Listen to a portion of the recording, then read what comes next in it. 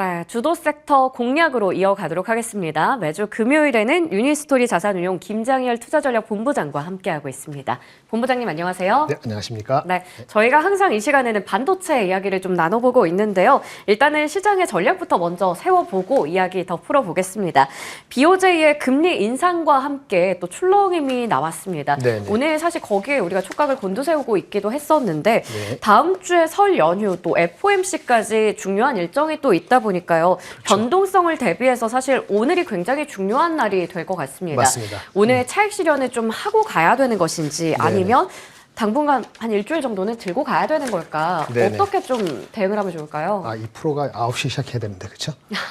이제 아침에. 1시간도 안 남았는데 여기서 무슨 어떤 결정을 하시겠습니까? 하는 네. 일단은 BOJ부터 말씀드리면 그게 오늘의 화두였고 이게 나오고 좀 지나고 나서 12시 전후 일본장도 지금 정확히 못 봤는데 오전장에 약간 플러스하다가 지금 보합권으로 밀린 것 같고 한국 역시도 이제 오전장에 뭐 1% 가까이 오르는 거 대비했을 때는 조금 이제 경계감이 나타나고 있는 것 같아요. 제가 기준금리 일본이 금리 0.25에서 0.5%로 17년 만에 최고치로 이제 올렸는데 이거는 사실은 어저께나 그저께 사이에 금리 인상에 대해서는 거의 한 80~90% 확률로 시장에서 예상이 됐던 거거든요. 그 자체는 놀라운 게 아닌데 그 다음에 어떤 행보나 어떤 코멘트를 하고 있는지 했는지 지금 그 분석을 제가 지금 정확히 못 드려서 모르지만은 일단은 미국이 간밤에 트럼프가 무슨 얘기를 했냐면 두 가지 얘기했어요. 낮춰라. 네. 유가 낮춰라. 네. 인플레 걱정이니까 그 이제 오펙 하는 사람들한테 유가 낮추세요. 이렇게 해가지고 러시아도 압박하고 이렇게 하려는 거고 또 하나는 금리나 하라라고 파월한테 압력을 주는 거죠.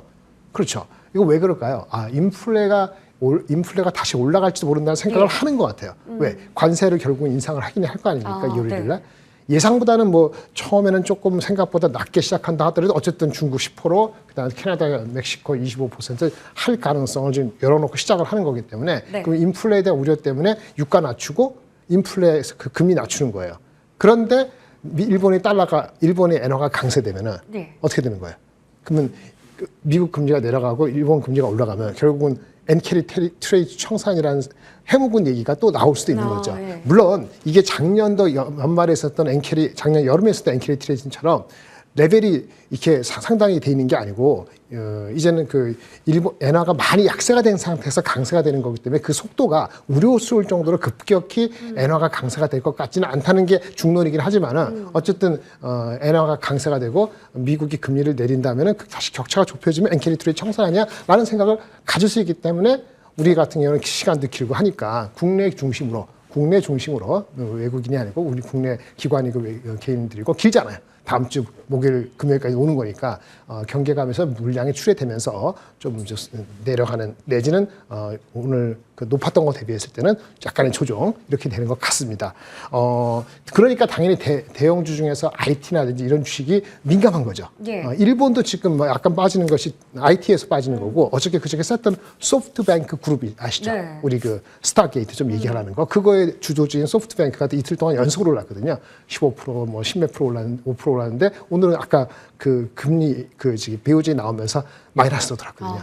하이닉스 지금 그래서 지금 아까 뭐 1% 가다가 마이너스 된 거기 때문에 대형주 IT주가 금리에 조금이라도 생각이 달라질 수 있다. 그게 어떻게 나올지는 몰랐지만 어떤 기간을 앞두고 그럴 수 있기 때문에 그런 어떻게 보면은 어쩔 수 없는 그 경계감을 견뎌내고 들어가야 되는 그런 입장이기 때문에 오늘은 그 타이밍적으로는 뭐 기분 좋게 시작한 거 대비했을 때는 조금 찝찝하게 끝나는 모양새를 가지고 있습니다.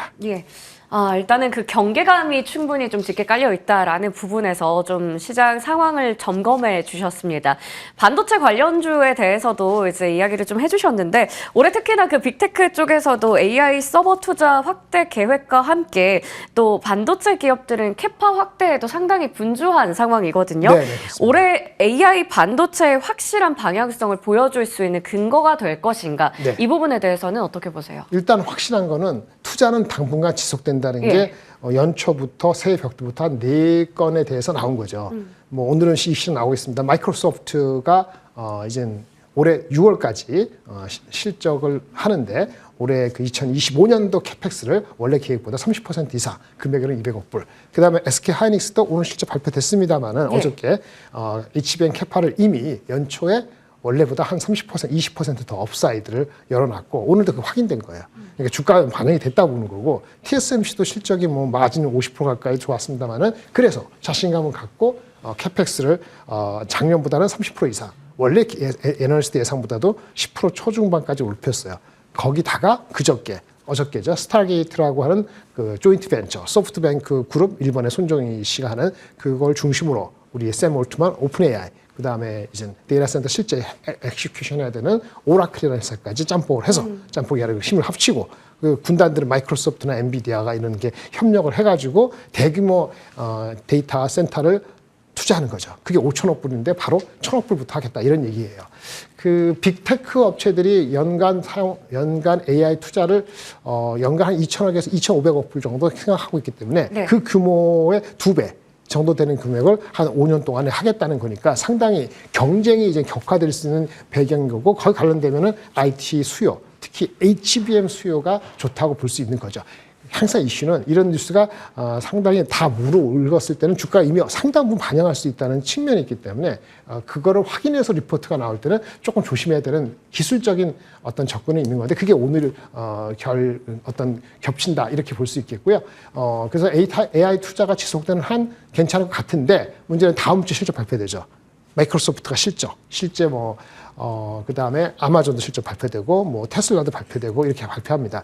그 친구들이 실제 지금 여태까지 연초부터 있었던 그거에 대해서 어떻게 컨펌을 해주느냐가 중요합니다.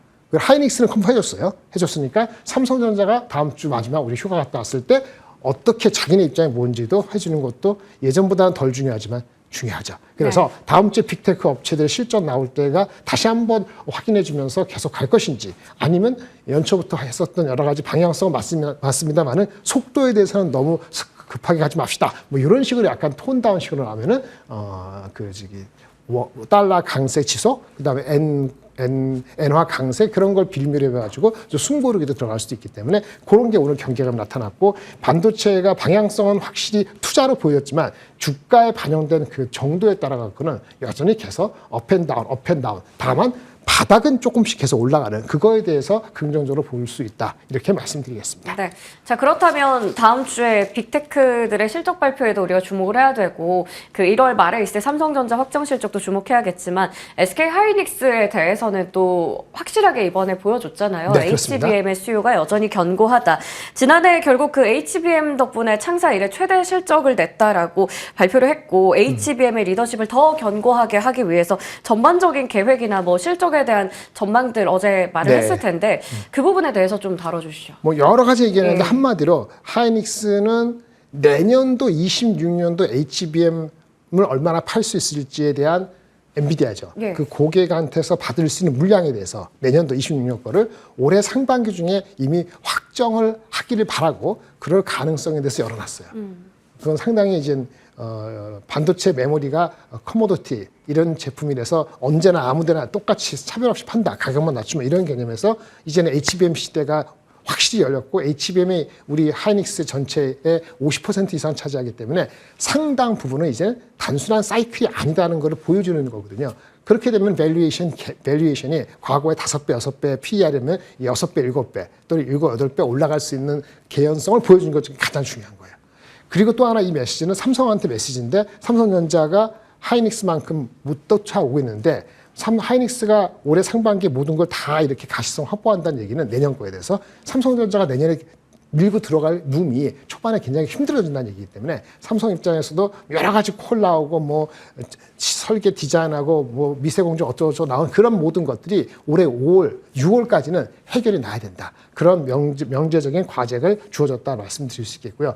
다 좋은 얘기만 한 건 아니고 여전히 레거시 제품은 수요가 안 좋아서 당분간 그거는 지속적으로 안 좋다. 이것이 보기에 따라 가지고 이익의 전망을 여전히 어저께 실적이 8조 나왔습니다만은 1분기 제가 말씀드렸죠. 내려간다고. 예. 1분기 전망이 5조 4천억에서 7조까지 있습니다. 예. 그리고 2분기도 여전히 5조 5천억에서 8조까지 있어요. 그래서 상반기가 여전히 HBM이 역할을 크게 함에도 불구하고 레거시하고 이런 것 때문에 상반기 이익이 바로바로 지금 8조에서 올라가는 게 아니고 내려갔다 천천히 올라간다는 그거 경계감 때문에 여전히 PER이 애널리스트가 올해 보는 것이 보통 27조에서 오늘 올해 전체적으로 27조, 34조니까 한 30조 정도 보는거든요. 30조 기준으로 해가지고 PER 하면은 지금 한 7배가 안 되는 지금 7배 정도밖에 안 되는 주가이기 때문에 업사이드가 있음에도 불구하고 시큐리컬한 반응을 한다고 볼 수 있겠습니다. HBM 오케이, 그 다음에 레거시 안 좋고, 그 다음에 1, 2분기가 적잖아요. 이익이 떨어지는데 얼마나 빨리 올라가는 거에 대해서 이견이 크다. 그거에 대해서 경계감이 있다. 이렇게 정리할 수 있겠습니다. 네. SK 하이닉스, HBM은 너무나 우리가 뭐 걱정할 게 없는데 그 레거시 쪽은 아직도 좀 시간 좀 필요할 것으로 보인다. 그 부분에 대해서 증권가 의견까지 함께 좀 설명을 해주셨습니다. 그러면 마지막으로 이수페타시스 좀 궁금해서요. 네네네. 제이오 인수에 대한 부분 철회하겠다라고 밝히고 나서 바로 이제 급등이 나옵니다. 네네. 여전히 25%대 급등세를 유지하면서 4만 원 위에서 움직이고 있는데 너무 힘든 시기를 주주분들께서 보내셨잖아요. 그렇죠, 이제는 증권가에서 확실히 목표 주가 상향 리포트가 막 나오고 있더라고요. 네네. 그렇다면 주가는 본업을 좀 등에 업고 네. 정말 반등세를 본격적으로 이어갈 수 있을까? 이 네네. 부분에 대해서는 어찌 보세요? 맞죠. 오늘 근데 그 기대치를 오늘 한껏 반영한 것 같아요. 한껏. 한껏. 왜냐하면 보세요. 이 주가가 네. 이런 제이오 이슈가 없고 원래 본래 본업인 AI 기판용에 대한 성장, 뭐 엔비디아와 구글이건 네. 여기에 들어가는 기판의 넘버원이잖아요. 그러니까 밸류에이션이 원래부터 높았어요. 그래서 5만 원 넘게까지 갔지 않습니까? 네. 근데 지금 이게 반토막 2만 원까지 가다가 결국은 왔죠. 한 거 아니에요. 그 4만 원 넘게 했는데 애널리스트의 그 이익 추정은 비슷합니다. 올해 대충 EPS 1,800원 정도예요.